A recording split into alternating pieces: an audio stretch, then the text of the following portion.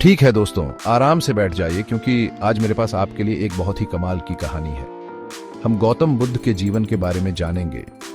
उनका जन्म 563 बीसी में लुम्बिनी, जो आजकल नेपाल में है, एक कुलीन शाक्य परिवार में हुआ था और उनका असली नाम सिद्धार्थ था। उनके पिता राजा शुद्धोधन कपिलवस्तु पर राज करते थे और उनकी मां रानी महामाया बहुत धार्मिक थी।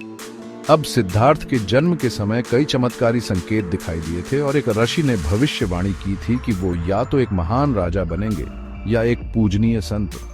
स्वाभाविक रूप से राजा शुद्धोधन चाहते थे कि उनका बेटा उनके नक्शे कदम पर चले और उन्होंने उसे दुनिया के सभी दुखों से दूर रखा। सिद्धार्थ एक महल में पले बढ़े जहां हर तरह की सुख सुविधा थी। सिर्फ 16 साल की उम्र में सिद्धार्थ ने राजकुमारी यशोधरा से शादी कर ली और उनका एक बेटा हुआ जिसका नाम राहुल था। इतने धन और आराम के बावजूद सिद्धार्थ के मन में एक बेचैनी थी, एक तीव्र इच्छा थी कि वो जीवन के असली स्वरूप को समझे।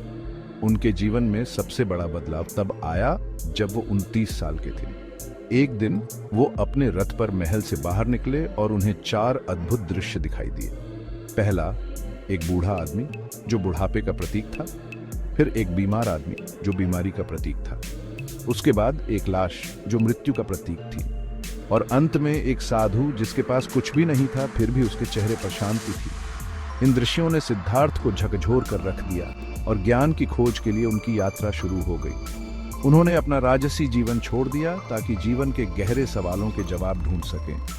इसी यात्रा ने उन्हें गौतम बुद्ध बनाया, जिनकी शिक्षाएं आज भी दुनिया भर के लाखों लोगों को प्रेरित करती हैं। और भी ऐसी ही कमाल की कहानियों के लिए बने रहें। अगली बार तक सीखते रहें और बढ़ते रहें।